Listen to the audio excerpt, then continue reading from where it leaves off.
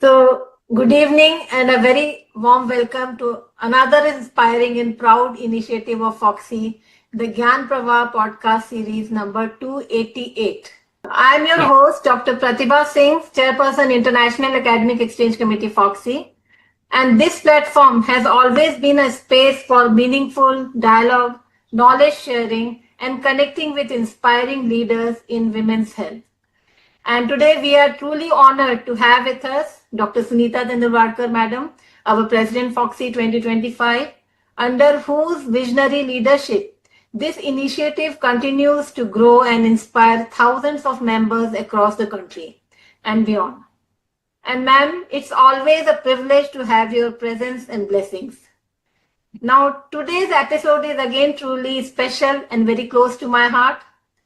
And it gives me immense pleasure and pride to extend a heartfelt welcome to our distinguished guest, Padma Shri Dr. Neerja Batla ma'am, a name which is synonymous with cervical cancer prevention and women's health in India. She is a global leader in cervical cancer prevention and past VP of Fogsi. Ma'am's tireless dedication and impactful work has been an inspiration to all of us. And this moment is personally very special for me as I had the privilege of working under her guidance during her tenure as Vice President of Fogsi. And her mentorship, clarity of vision, and unwavering commitment has been a guiding light for many of us in the organization. So once again, welcome to this platform, ma'am. And before we begin, it's also my honor to introduce our dynamic leader, our President, Dr. Sunita Tandulwadkar, Madam. Pratibha, it is your show with Dr. Neerja. You don't need to introduce me. Lovely. Thank you so much. Madam, but I know you is a globally acclaimed specialist and in a minimally invasive surgeon, and you have lot of applauds and awards. Thank you, Pratibha. Don't waste a single second. Okay. So, Madam, with these words, I just humbly request you to bless this podcast. Over to you, ma'am.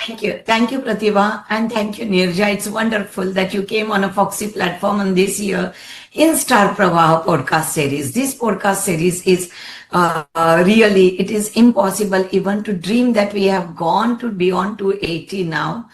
And thanks to all my committee chairperson, because everyone is so disciplined, they work hard, they ensure that they don't keep on interchanging the dates. They ensure that day they keep themselves free so that they can have their podcast completely dedicated. 12 months, 12 podcast, one by each on the same date. Tremendous. And this I can dream, but it can be implemented only when your chairperson are that much enthusiastic. And believe me, Neerja, it's so wonderful to work with it all. They are having tremendous energy and they have just entered into the Fogsi core team. So they are bubbling with the ideas and they want to do so many things too. So Pravah is one of the podcast series. Every one of us used to think how it is possible 365 days every day to join at 8 p.m. and be there. I said, let's take a challenge. If it does, wonderful. Otherwise, we'll see what we should do as we move on. And now we are near ending and everything is going beautifully. I'm now, as per the protocol, I'm joining the viewers link and will enjoy the dialogue between both of you. And thank you once more, Neerja, for coming on this Fogsi podcast series. Thank you, Sunita. And before you go, I have to say it's wonderful. I've been here once before also, and I've been seeing the various people you've had, the wonderful speakers. And someday I think we want to know how you got the inspiration to do this. It's such an out-of-box idea, and it has worked so well. So that is a real credit to you amongst the various programs you have done, of course, this year, and done so much for young gynecologists, for the patients, for 360 degrees. So congratulations, and thank you for having me here today. Thank you. Enjoy, Pratibha. Thank you so much, madam, for joining. Thank you for joining us. Pratibha has matched the sari also with her background. No. Lovely. Thank you. Thank you, madam.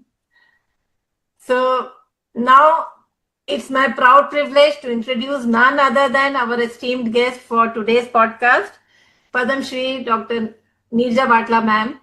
And she is currently the Professor Emeritus at NCI Jhajjar and has earlier served as a professor and head of the Department of Obs and Gynae at AIIMS, New Delhi. She has held several distinguished academic and leadership positions in the past, and she has been the council member of Asian Society of Gynec Oncology, member of WHO Technical Expert Group for Cervical Cancer Elimination, and policy committee member of International Papilloma Virus Society. Also, she has served as a chairperson for FIGO Gynec Oncology Committee, Secretary General IFCPC, President AGOI, President of AOGIN, and Founder President of AOGIN India. She was also the chairperson of Fogsi Gynec Oncology Committee, Governing Council member ICOG, and finally the Vice President Fogsi in 2024. And her achievements are truly remarkable. She has been awarded as Honorary FRCOG in 2021, the WHO IARC Award for Women in Cancer Research in 2023, and Shobha Wenger Distinguished Chair in Gynec Oncology at AIIMS the same year. And another proud moment that she has amongst the Stanford top 2% researcher and was recognized as a scholar GPS top ranker scholar in 2024. She has edited the international edition of Jeffcott Principles of Gynecology and has authored over more than 300 research papers and more than 60 book chapters, and has delivered over 1,000 lectures across the world. And above all, this year she has been honored with Padma Shri Award, which is a proud moment for entire medical fraternity. So once again, a big congratulations to you, ma'am. And your pioneering work in cervical cancer screening, HPV vaccination, and women's health advocacy has touched countless lives. So a warm welcome to you on this platform. And without further ado, let's begin this inspiring conversation with the woman whose work continues to influence generations and transforms women's health in India. But before we begin, I'll request you, ma'am, to share a few words with us, with our listeners. So over to you, ma'am, for just few words before we start. That was very too glowing an introduction. Thank you for your kind words. I really have very fond memories of the time we worked together with yourself as the chairperson, and the very motivated, energetic approach that you have to everything that you do, and the meticulous attention to detail. It's truly a pleasure. You are gifted in many ways, and thank you, and best wishes for your journey ahead also. It has been a pleasure to deal in Fogsi, because Fogsi is such a powerful medium with 280 plus societies, 48,000 plus, I think now, members, and all are ready to work for the cause of women welfare. So we have immense power that comes together. And if I have been able to achieve anything, whether in Fogsi or outside, it has been this power of teamwork actually that has been there. And I always feel that awards come to one person, but there's a lot of people behind that who have worked with you and who have worked alongside you in the same direction. Maybe we are not even in the same city, but we are working with the same goal. And that's what makes it possible in a large country like ours to achieve the results that we seek. And I think that Fogsi serves as a very good sort of a parallel organization for governmental efforts, because we always align ourselves, and it's not possible for government to do all the healthcare work without the inputs from the private sector. And that's where Fogsi plays a very good bridging role, because our members are from everywhere. So we have been able to achieve a lot because we have taken the policies of the government, we have taken those to the women, we have taken them at every stage, because at tier A, B, C cities, we reach everyone. And there is a general philosophy of doing the camps and all so that we can go out and touch women far beyond our sphere of everyday practice. Definitely, madam, definitely. I know you have a very big vision, which I think we all should follow. And first question which I would like to ask you, that whenever we think about Dr. Neelja Batla, it is somewhere related to cancer, cervical cancer or cancer. So, because that is where I have always seen you, that you are working so much for that. So, I always say that your name is synonymous with cervical cancer prevention in India. So, how can you share how you have dedicated your career on this for this cause? What inspired you for this? I mean, taking this only. I think I was always interested in cancer, and I'm not sure why, because it's not like I had anybody with cancer in the family. Today, cancer is so common. There is no family that is not touched. But back then, when we started our residencies, it was not such a common entity. But for some reason, I always found it fascinating that some disease can take hold of a person and change their lives completely and change the lives of their family members too completely. And right from the time I was a postgraduate, and my teacher, Dr. Bhargav, asked, what would you like to do your thesis in? And I said, madam, anything related to cancer. And right from then on, I was very, very much interested. And as you work in cancer, over the years, you realize that you put a lot of energy, lot of energy doing complicated surgeries, hours and hours, do your very best, give the chemos, yet you have patients with recurrence. Ovarian cancer is such a bad disease. They come back 18 months, 2 years. But cervical cancer, it seems such a needless suffering. Needless because in the West, they have conquered the disease simply by calling women back for pap smears again and again and doing that. And we were always on the search how to enable ours. So initially it started with camps where we would arrange with our pathology department, 20 smears, 30 smears, go out, do them.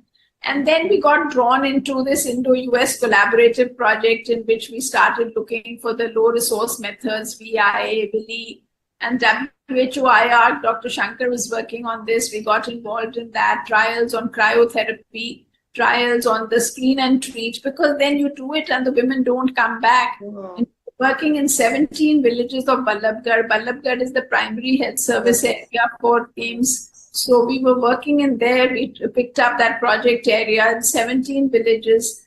And literally my research officer has done that she has gone to the field. She has brought the positive case from there. She has done the cryo and left her back in the field because those women cannot go anywhere. So all that, seeing, and it was very gratifying. When you find a precancerous lesion, you treat it. It's a great thrill to think that you could save the woman from getting a cancer.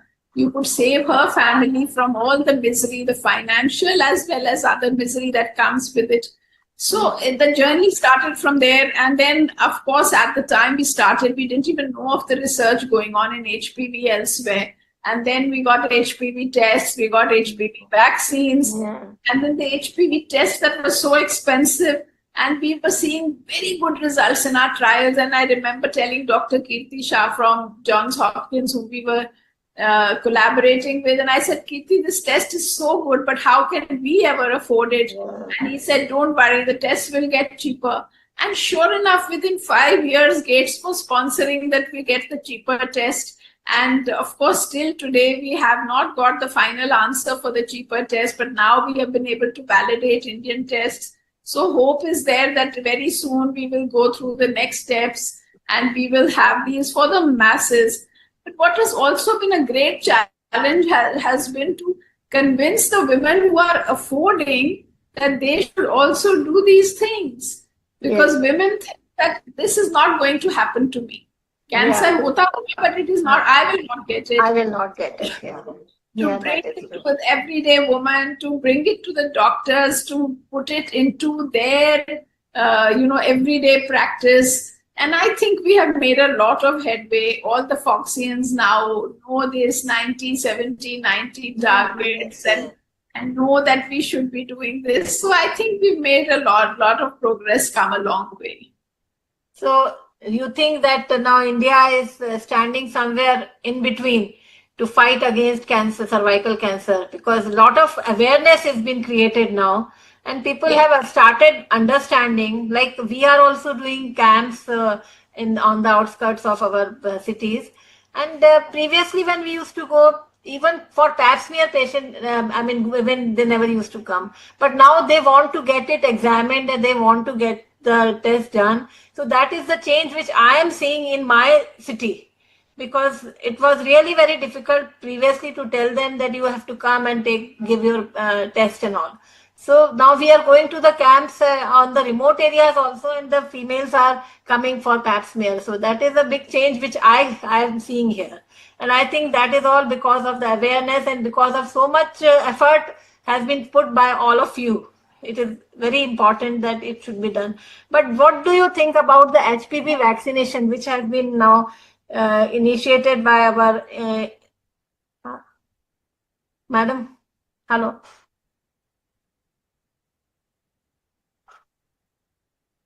Yeah. So, next question which I just want to ask you, madam, that the government recently initiative to include HPV vaccination in the national immunization program, which is a major milestone, which you were telling before that in abroad and all, it was already there. But now, what impact you foresee for on our younger generation? How it can be a game changer? Because still many of the places where people are not coming for taking this vaccine, it should be, I mean, young girls should be given, boys should be given. So how do you think that how we have to make more changes in that?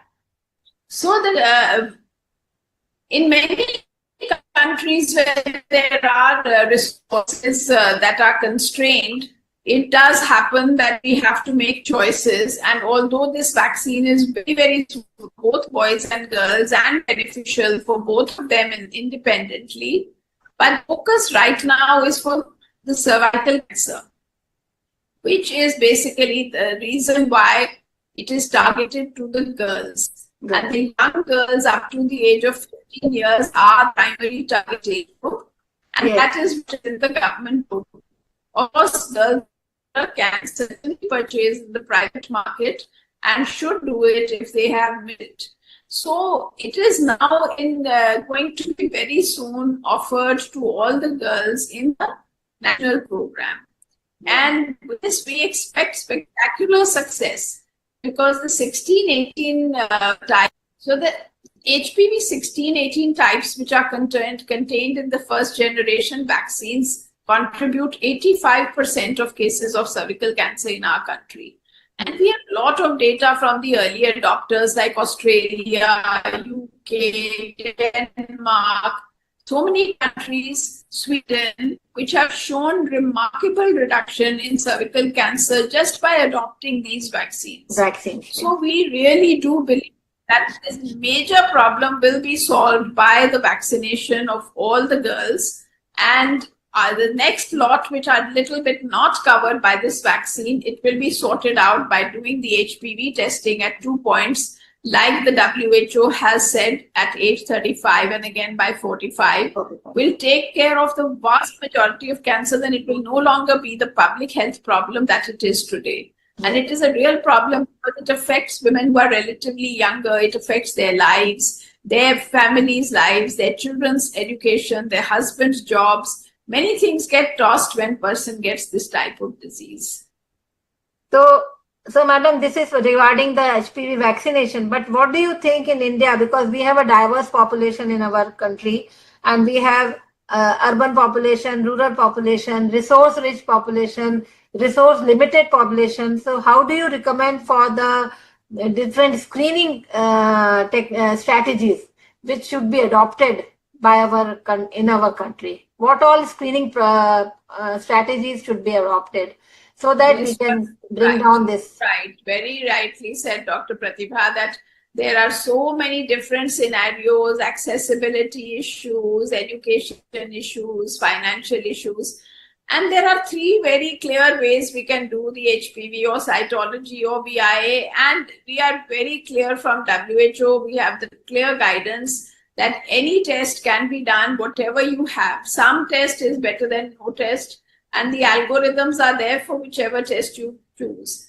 But if you ask what is the best test, the answer is very clear. It is HPV test. Yeah. So for the people who have no resource considerations, definitely that is the way to go. In the guidelines, you will see American and all, they will say do 5 yearly. But I say even the WHO guidance of twice in lifetime is really quite good. Our own research from India has shown that even one test has a substantial benefit. So even doing these two, and definitely as we go ahead and the vaccinated population grows, just doing these two will be enough. But for those who cannot afford it, they can definitely go for the They can definitely go for it. But those tests must be done more often because they don't give that much of reassurance after a negative test that definitely you will not get the problem. So HPV has a very good negative predictive value, and when you get a negative HPV report, you are highly reassured. And positive report does not necessarily mean cancer. Yes. So it need not worry that you will definitely get the cancer, but you are the one who has to watch out. Yes. Yes, madam. And what do you take away for the self-sampling, which has now been introduced of late, that the female can get it tested by herself at her home? So what do you suggest about that? Anything you want to tell about that? That's an excellent substitute, I will say. We have done these studies quite a long time back where we showed very good 95% concordance. So basically you can say they are not inferior, but little bit definitely the cervical scores. Again, I will say for those who are affording, they should go, because when they get examined, there is more that is checked, just not the PAP, but a proper thorough examination gets done. Yes. So that is ideal. But some are very hesitant, some ladies are very shy, some ladies are very busy, or whatever it is. Of course, in remote areas, because speculum is not needed, light source is not needed, sterilization is not needed. So definitely it's a very good substitute. And now the self-sampling is going in another direction altogether. Now urine testing is coming and menstrual blood testing is coming. So they are making the pads which have a little strip inside the pad. Yeah. And just take out that strip. And you can send it. Yeah, definitely. So a lot of research and a lot of newer things are coming. Now, what do you think about our WHO collaboration? How the global collaboration has helped Indian women through WHO? I think it's definitely very, very good for anybody who is at all interested in research to look towards global collaborations and networks. And the best part about it is that they give you a very diverse view. And it's very interesting that no matter which country we deal with, we have some population that is analogous, as you said, so diverse. So the Western population analogs we have in our upper resources, the Southeast Asia analogs we have in our lesser fooding. So it's very interesting to learn lessons from these people, to see the way they have done things, how they have adapted their socio-cultural milieux. And you get a generalizability of results that immediately allows the uptake. Like for HPV testing, we know that even if we take it, the same test in India or in USA or in South America or anywhere, the same test works. It's not required that we have to develop special tests for Indian population. Yes, So, definitely. the global research makes things very clear and also helps for marketing our indigenous tests. So if we develop a test which has been tested already in a multicultural setting, multinational, so our Make in India efforts, our exports, so it affects more than just the healthcare, it affects our whole economy also. Yes. Okay, madam. So another thing which we see that we often hear about hesitation or myths regarding the screening and vaccination. Because of late in just a nearby place of our Bhagalpur, there is one place called Godda. So there they have given HPV vaccine to the school girls, and somehow they fell ill for some other reason. But everything came on that because of the vaccination it has happened. So how do you think that you can overcome such type of myths which come normally, which we listen to people? Like people, they say also that the screening also we are not going to do because that is also not good, or it is going to harm us rather than help us. So how can we overcome that? What you say, and I remember when we first started the screening studies, I'd said to you about Tandulwadkar. We actually I had a lady come and ask me, are you going to remove my kidney? And for a minute you get stumped because it's not a question you can even anticipate. And then you kind of collect yourself and say, listen, it cannot be removed like this without anesthesia, without surgery. You have to rest assured. There's so little knowledge about the biology that they don't really understand that you will go in and you will examine the cervix and what is the cervix at all and all of that. So definitely part of the hesitancy is simply lack of knowledge and awareness, and that we have to improve. And I think we need to improve right from school education onwards, probably, that people should know about their bodies and what is good for them to maintain it, because you have only one body, you don't have a replacement, you have to maintain it right. But regarding vaccination, it's a different story altogether. Vaccination hesitancy for many vaccines is there, and nowhere is it really clear why. But I can say from our experience that we did not encounter, when we did the vaccination, 1,000 girls in Delhi, the first one, meticulously we looked at the data. The only people who refused the HPV vaccine were those who had refused all childhood vaccines. They were against vaccination in principle. Okay. And then there was another group of people who refused because they said, we will take it when the government licenses it. Okay. So they had great faith in the government, that as a government program. So the message of vaccine is very well taken in India. So I think the type of story you are telling, and I know, and I compliment and congratulate Bihar for starting off this program last year. Yeah. And I read about this episode, and these will happen because firstly, it's like when women used to get the tubal ligation. And then everything in their life after that was blamed on tubal ligation. And everything that happens will be after tubal ligation. Now, nothing can be before. So, jab se tubectomy karaya, my periods went wrong, my backache started, my eyes are not good. Everything was linked after that. Sometimes that is the type of scenario that it is. But some reactions can definitely be reaction to the vaccination, especially young girls feeling a little hysterical, dizzy, or getting a little fever or something. And it is important that where such cases are there, that there is a good messaging given from the authorities to nip it in the bud. There was a very interesting case in UK when they first started vaccination, where a girl dropped dead the very same day of the vaccination. And immediately they put their vaccination program on hold, sent everything for testing. When her autopsy was done, it was found that she had a large mediastinal tumor behind her heart, which had never been known.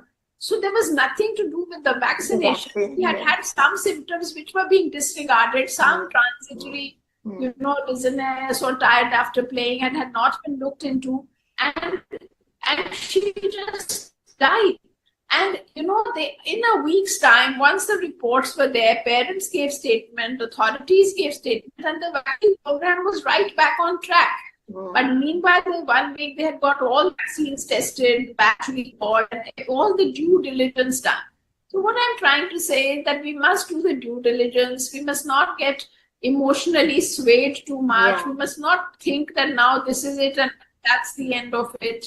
We mustn't let the good of it be damaged. Yeah, definitely. So this is the message for all the parents, that this is a very effective tool to prevent cervical cancer in their girls, to prevent all these problems. Now, madam, you are into research work. We have seen so many papers you have written. So how could you share, can you share any milestone in your research work which you feel that this was the very prestigious research which we have done and which has really taken a lot of advantage for all of us? The most meaningful part happened without planning, because we were doing the study for the 2-dose versus 3-dose vaccine. And that was because in the other vaccine trials which had been done abroad, they had found that even the dropouts had good levels. So In fact, there was a great hope that if we find this to be useful, we can save one dose, we can improve the logistics, etc. So Gates Foundation had funded a study through the WHOIR, and we were doing this study. And then suddenly, because of some complications like you have described happening in another trial, suddenly this vaccination was stopped. And we were left with girls who received only 1 dose, 2 dose, and 3 dose. And luckily for us, the funding agencies continued the funding. We could, and we found that 1 dose is also effective. And that has been a great discovery because no vaccinologist believed that this type of vaccine, 1 dose can be enough. But WHO changed its recommendation from 3 dose to 2 dose and now going to change it to 1 dose, 1 dose, which is a great saving as well as a great ease because same number of doses can spread now to far more women. Definitely, madam. Hello. Yeah. So really, this is important. This is important what you have told. And any message you want to give to our gynecologists, because you are mentor for so many gynecologists and so many, and you are a public working in the public health as a public health professionals.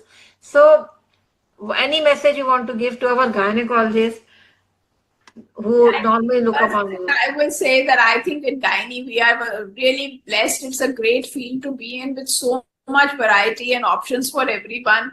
Whatever type of work interests you, you will find that type of work. So following your passion is so important, whether it is obstetrics or gynae or cancer or infertility or urogynae. There's so many options we have.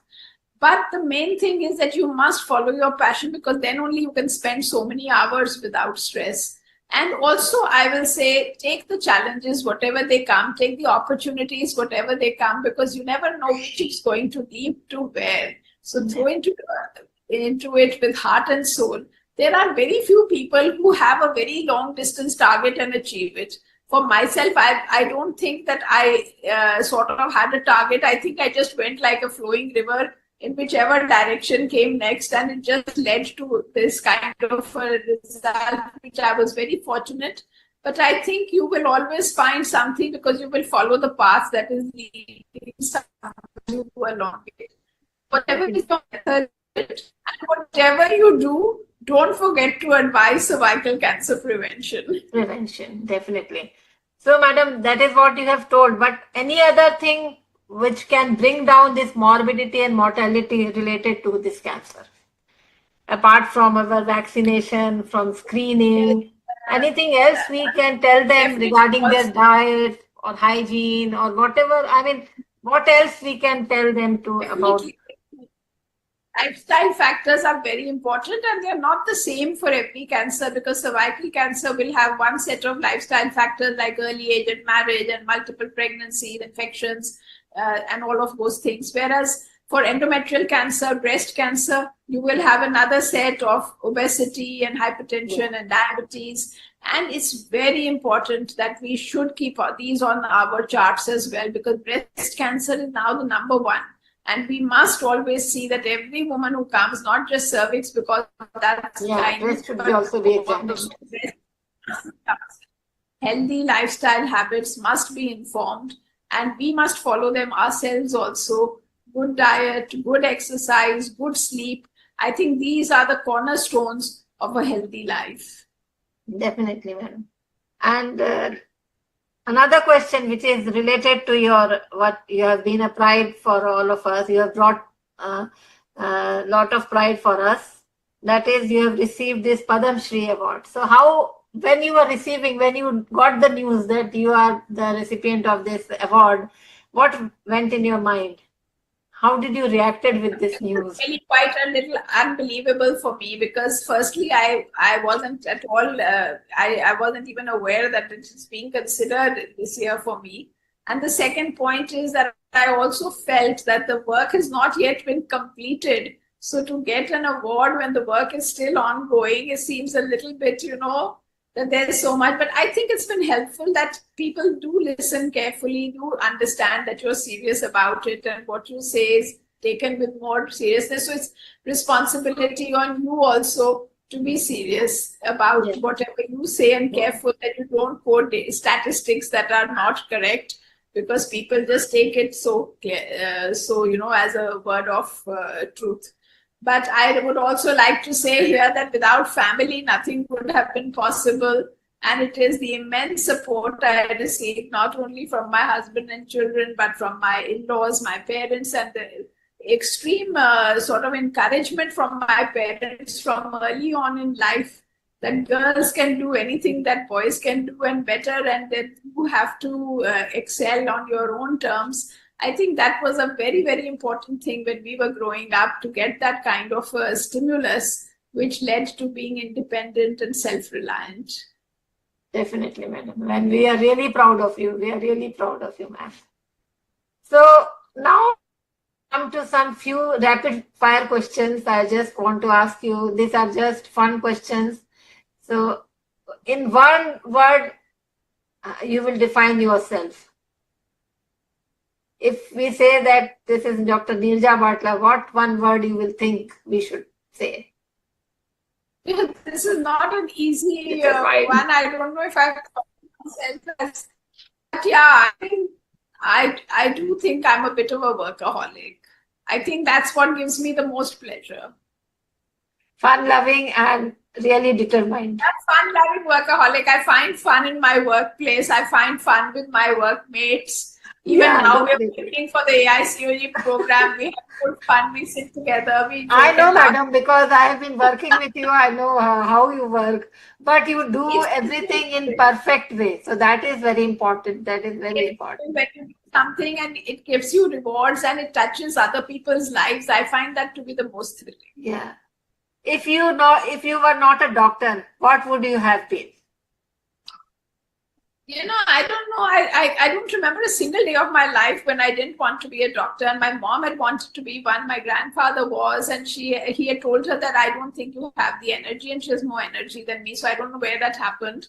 So she really was keen for me to be a doctor, and I enjoyed it. So I don't remember a time, but many people have told me that my administrative skills are very good. So maybe I would have gone into the administrative skills. Okay. And your favorite way to unwind after a long day? I like to read. I used to like to read. And now I like to read biography, like those kind of things. Okay.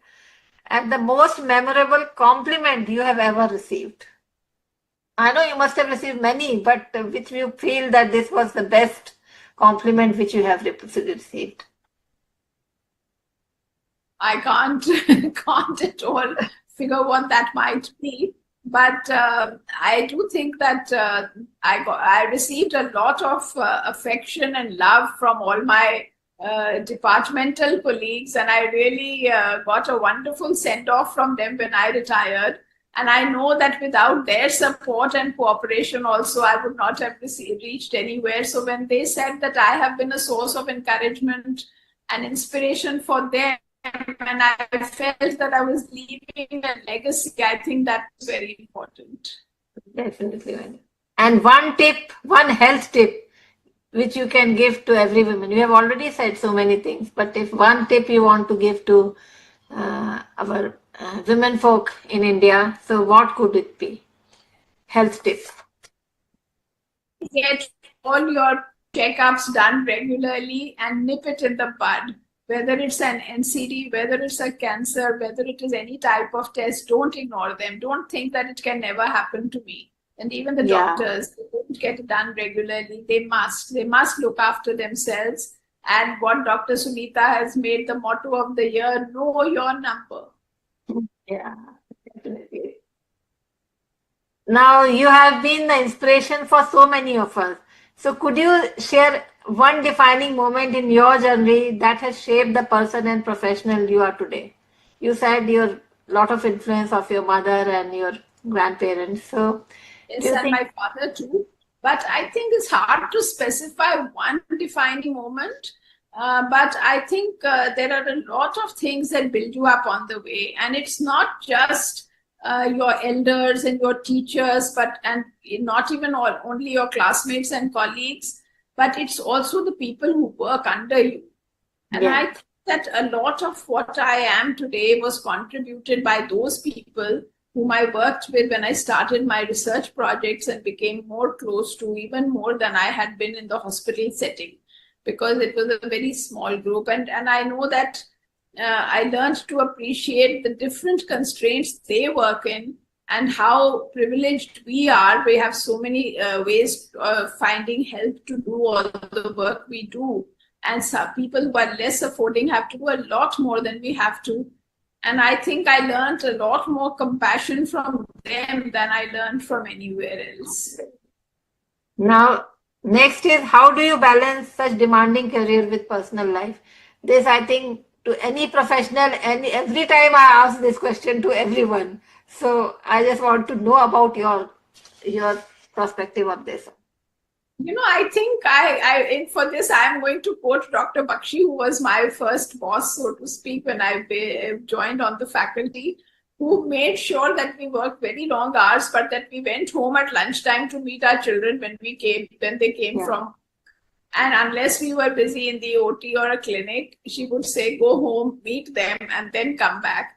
And at that time, to go for an hour or two, catch up with them, hear their stories, guide them for the rest of the day, and then come back while they go out to play or do what they have to do. So we gave very long hours, but we had that little break in between to go to family. And so I always tell them that you must do that. You must connect with the family once during the day if you can. And you must definitely take some regular time off to have little holidays that make it memorable and give you time to bond as a family. So when you look back at your journey from a passionate young doctor to a Padma Shri awardee, what emotions comes to your mind? Now you are a great personality, no doubt now. So that is, how do you think now? Sometimes it still feels quite unreal to me. Sometimes some things feel like yesterday, some feels like a lifetime ago. And sometimes you kind of see the hand of destiny guiding you and taking you a particular way, and find that so many things that you did, they kind of came together in a very meaningful way. You didn't realize it then, and you kind of start to believe that there is a greater force that is putting some plan in order. There were all these little things happening. You didn't realize you're doing this, you're doing that, but in some way they brought you into a particular focus and made certain things happen. Yeah. And made you meet certain people, made you interact in a certain way. I think there's a great belief in destiny that I have over the years. And I think that we should just do our best and leave the rest to the Lord, and things do fall in place. So real satisfaction, madam, because whatever you have done, you have achieved that. That is very important. And with that gives you a good... Well, not yet. Not yet. Not till the last woman is screened and the last is vaccinated. And then maybe there will be more time. You climb one hill and you see the next and you see the next. And then you reach the last tall mountain. So it's never quite done. So what legacy you would like to leave for the next generation women doctors? So I think you just have to constantly evolve. Medicine is a very evolving discipline. Nothing is static, and that's the beauty of it also. We don't have burnout because we're constantly learning something new. So I think you have to be just aware as to what are the real problems. Basically, our job is to deal with people's problems and solve them. So we have to be aware how things are shaping. It's not for us to be judgmental. It's not for us to judge their values. It is to support whatever decisions they make and to see that they live their lives in a safe way and a healthy way. So whatever may be their views, there may be in another social setting or another setting, we may try to give influence to their values. But as a doctor, when you see them, it's not to judge. It's not to say, oh, you didn't do the right thing. How did you have an unwanted pregnancy? Why did you develop a CI and why did you not get screened? Okay, now they've developed it, you have to sort it. And you have to make them comfortable. So maintain privacy. Basically, you have to help them and you have to really make them at all stages. That is our job. Yeah, definitely.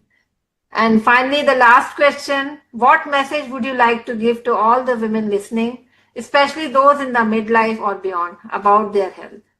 How they can look after their health? Because I think again, I will just say the cornerstones are diet and exercise, which are very, very important. You are what you eat is really true.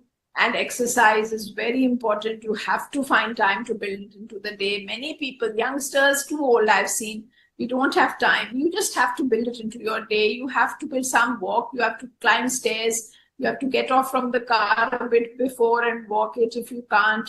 And you have to make sure you eat right, and that's not terribly impossible. Once I had this thing when I was the head of department. They said that the young girls, the new hostel, they're not getting their breakfast in time when they come early, and we're not having the breakfast. So I actually organized a master chef type of thing where I said in 15 minutes you have to put your breakfast together, and you prepare the ingredients and bring them, and then in 15 minutes what can you make? And it was just remarkable how many things they could make. okay. So Lovely. Yeah. so you have to find ways. You have to find ways to solve your dilemmas. Yeah.